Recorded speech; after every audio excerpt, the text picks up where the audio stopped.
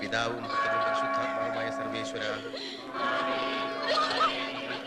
സകലത്തിന്റെയും നാഥനായ ദൈവം തന്റെ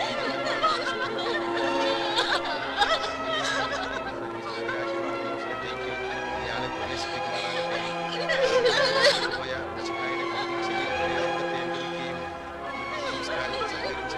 ഇയാളെ ബഹുമാനിക്കുകയും ചെയ്ത നിങ്ങളെല്ലാവരെയും ദൈവസമർത്ഥമായി അനുഗ്രഹിക്കുമാറാകട്ടെ. അവിടുത്തെ കൃപ നിരന്തരം നിങ്ങൾ വസിക്കുകയും അവിടുത്തെ കാരുണ്യം നിങ്ങൾ അനുഗ്രഹിക്കുകയും ചെയ്യട്ടെ. എപ്പോഴും എന്നേക്കും.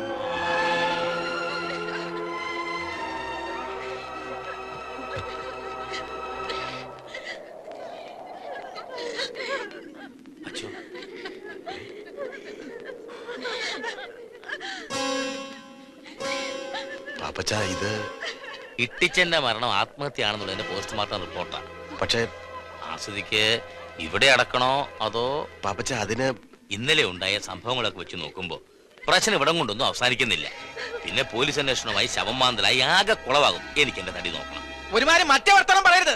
എന്റെ മടി കിടന്ന ഇട്ടിച്ചായ മരിച്ചത്. വിഷം കഴിച്ചാലും മടി കിടന്ന് മരിക്കാം. നീ പക്ഷേ എന്റെ അപ്പച്ചന്റെ ശവത്തോട് പക തീർക്കരുത്.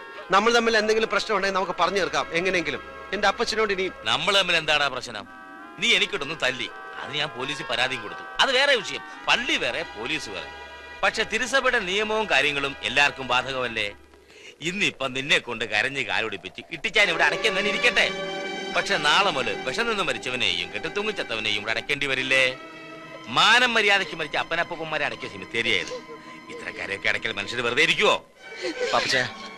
ഡോക്ടർക്ക് പറ്റി എന്താ പിഴവ? ചാച്ചൻ പൈലയുടെ മടി കിടന്ന മരിച്ച. അയ്യോടാ, ഡോക്ടർക്ക് പിഴവ് പറ്റാനോ? നമ്മുടെ അമ്പാർനിരപ്പിലെ അവധുകുട്ടിച്ചാന്റെ മകൻ, ആ പോസ്റ്റ്മോർട്ടം ചെയ്ത ഡോക്ടർ ജോർജ് വർഗീസ്, ബഹുമിടുക്കനാ. അവൻ ഇങ്ങനൊരു സർട്ടിഫിക്കറ്റ് ഉണ്ടായി കൊടുത്തിട്ട് എന്നാ കിട്ടാനാ? അച്ഛാ, ചാച്ചനെ ഞങ്ങളുടെ കുടുംബ കല്ലറയിൽ അടക്കണം. ഇല്ലെങ്കിൽ മരണം വരെ ഞങ്ങളുടെ കുടുംബക്കാർക്ക് മനസമാധാനം കിട്ടത്തില്ല. എന്റെ ഭാഗത്ത് നിന്ന് എന്തെങ്കിലും തെറ്റുണ്ട് ക്ഷമിക്കണം. കുമുസാരോ മാനസാന്തരമൊക്കെ പിന്നെയാവും. പള്ളിക്കാർ ഇട്ടിച്ചാന്റെ പേരില് സാമ്പത്തിക ക്രമക്കേടിന് കേസ് കൊടുക്കാൻ പോകുന്ന സ്ഥിതിക്ക് നാളെ ആരെങ്കിലും ഞാൻ തല്ലിക്കൊന്നും പറഞ്ഞ് പോലീസ് കേസ് കൊടുത്താലോ?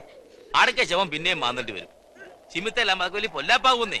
പിന്നെ ഞങ്ങൾ ഇടവക്കാരെ വാക്ക് കേൾക്കാതെ അച്ഛന് ചിമിത്തൽ അടക്കണമെങ്കിൽ അയക്കോ. ഞാൻ കാര്യം പറഞ്ഞു. പിന്നത്തെ കാര്യമൊക്കെ ഞാൻ നോക്കിക്കോളാം. ഇട്ടിച്ചനെ ഇവിടെ അടയ്ക്കാം. വേണ്ടച്ചോ, ആരുടെ ഔദാര്യം വേണ്ട. എന്റെ അപ്പനെ തെമ്മാടിക്കുഴിയിൽ അടയ്ക്കാ മതി. വിഷം തിന്ന് ചത്തവന് തിരുക്കർമ്മങ്ങൾ കൊടുക്കാൻ പാടില്ല എന്ന നിയമമുള്ളപ്പോ അച്ഛനായിട്ട് തെറ്റിക്കണ്ട. സന്നിക്കുട്ടി വേണ്ട. ഇടവക പ്രമാണിമാരുടെ കാല് പിടിച്ച് എന്റെ അപ്പനെ ഇവിടെ അടയ്ക്കുക. അപ്പന്റെ ആത്മാവ് പോലും എന്നോട് പൊറുക്കില്ല. നീ കോഴ കൊടുത്ത് വാങ്ങിച്ച ഈ കള്ള സർട്ടിഫിക്കറ്റ് തിരുത്താൻ പാലോമറ്റത്തുകാർക്ക് ഇന്ന് ഗതിയില്ല. പക്ഷെ എന്റെ ദേഹത്തൊഴുകുന്നത് ഈ ഹൃദയം പൊട്ടി മരിച്ചു കിടക്കുന്ന സാധു മനുഷ്യന്റെ രക്തമാണെങ്കിൽ ഇതിന് ഞാൻ നിന്നോട് എന്തെങ്കിലും കണക്ക് തീർക്കും. ഓർത്തോ? പൈലി പടാ. തെമ്മാടി പറമ്പിൽ കയറാൻ നാണമുള്ള ഒരുത്തൻ ഈ പെട്ടി തുറന്ന വേണ്ടിച്ചോ? വേണ്ട.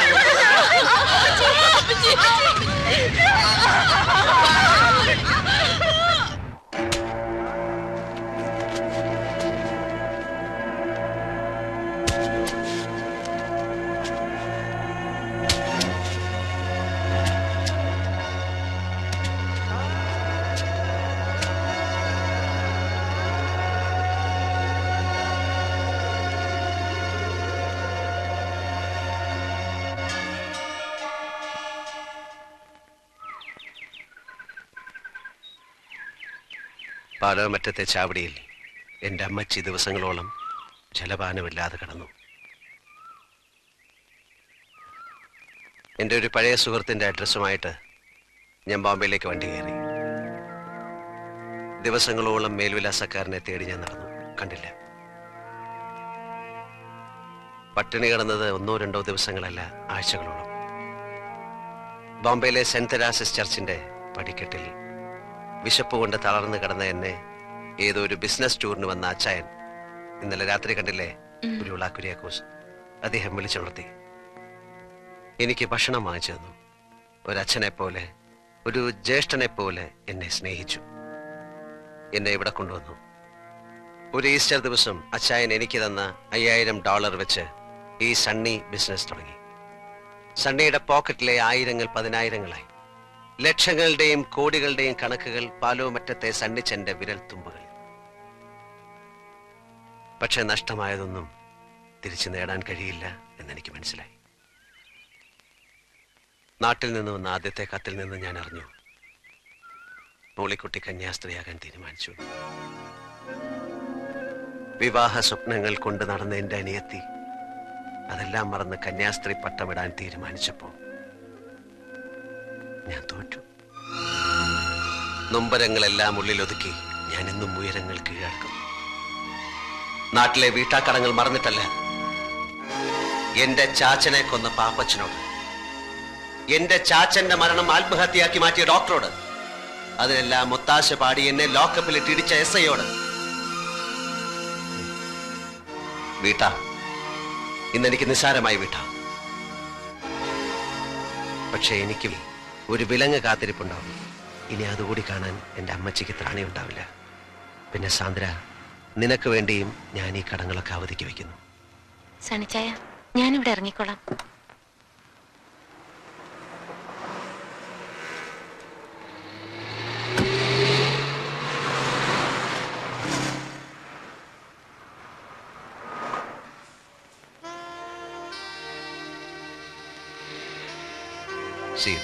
See you tomorrow.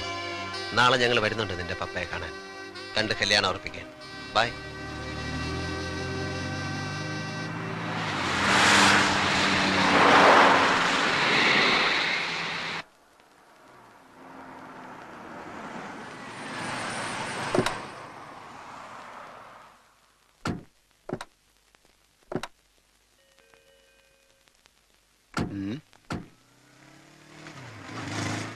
നമസ്കാരം. ജോൺ വാളൂക്കാരൻ? അതെ, ഞാൻ തന്നെ. വരൂ. വരൂ.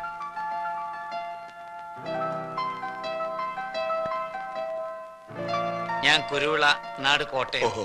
ഇത് സണ്ണി, ഹലോ. നാട്ടില് പാലയില. മിസ്റ്റർ രാമസ്വാമി പാലക്കാടാണ്. ഹലോ. ഇത് എന്റെ ഭാര്യ. വണക്കം, ഞാൻ മിസ്സിസ് കുരുള. നാട്ടിൽ നിന്ന് വന്നിട്ട് വർഷങ്ങൾ കുറയായി. മോളെവിടെ? ഇവിടെ ഇല്ലേ? ഉണ്ടായിരുന്നു. രാവിലെ കുട്ടിയും കൊണ്ട് പുറത്തു പോയതാ. പർച്ചേസിങ്ങിനോ മറ്റോ ആണ്.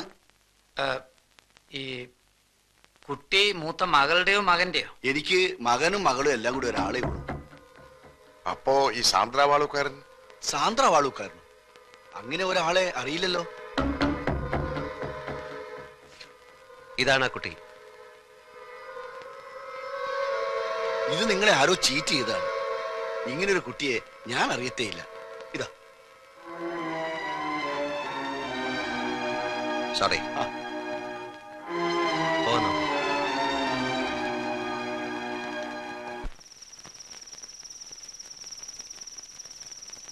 നമുക്ക് നാളെ കൂടി ഒന്ന് അന്വേഷിക്കാം. എന്തിനാ?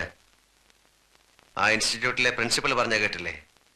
കഴിഞ്ഞ 10 വർഷത്തിനുള്ളിൽ സാന്ദ്ര വാളൂക്കാരൻ എന്ന പേരിൽ ആരും അവിടെ പഠിച്ചിട്ടില്ല എന്ന്. പിന്നെ ആരാ സണ്ണിച്ച അവള്? എന്താ അവളുടെ മോട്ടീവ്? എനിക്കൊന്നും മനസ്സിലാകുന്നില്ല അച്ഛാ. ഒരു ദുസ്വപ്നം പോലെ സാന്ദ്ര വാളൂക്കാരൻ,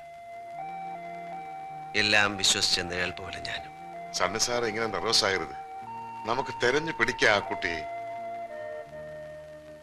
അച്ഛാ, പെണ്ണിന്റെ ഏട്ടത്തി ഈ അടുത്ത കാലത്ത് ഒരു ചൈനക്കാരൻ്റെ കൂടെ ഒളിച്ചോടിപ്പോയി. അതറിഞ്ഞപ്പോ നമ്മൾ ഈ ബന്ധം വേണ്ടാന്ന് വെച്ചു.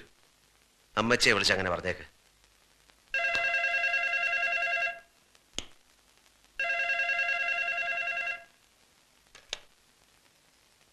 ഹലോ.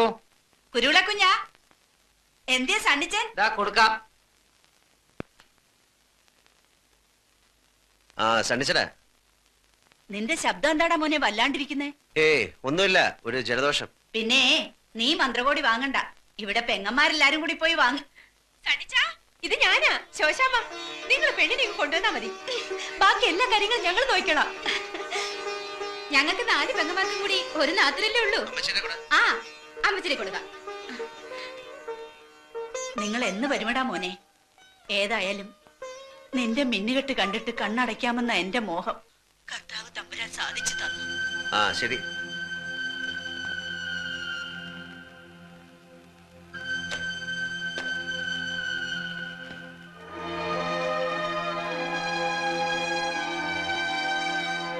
നാട്ടിൽ വന്ന് മണവാട്ടി വേഷം കിട്ടാൻ വാടകയ്ക്ക് ആരെങ്കിലും കിട്ടും ഇവിടെ ഇതിനെ?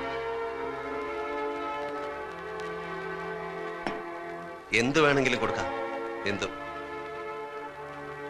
നാട്ടിലെ കല്യാണം കാണാൻ നാളുകൾ എണ്ണി കഴിയുന്നവരുടെ മുമ്പിൽ മിന്നുകെട്ടാനൊന്ന് നിന്ന് നിന്നാ മതി.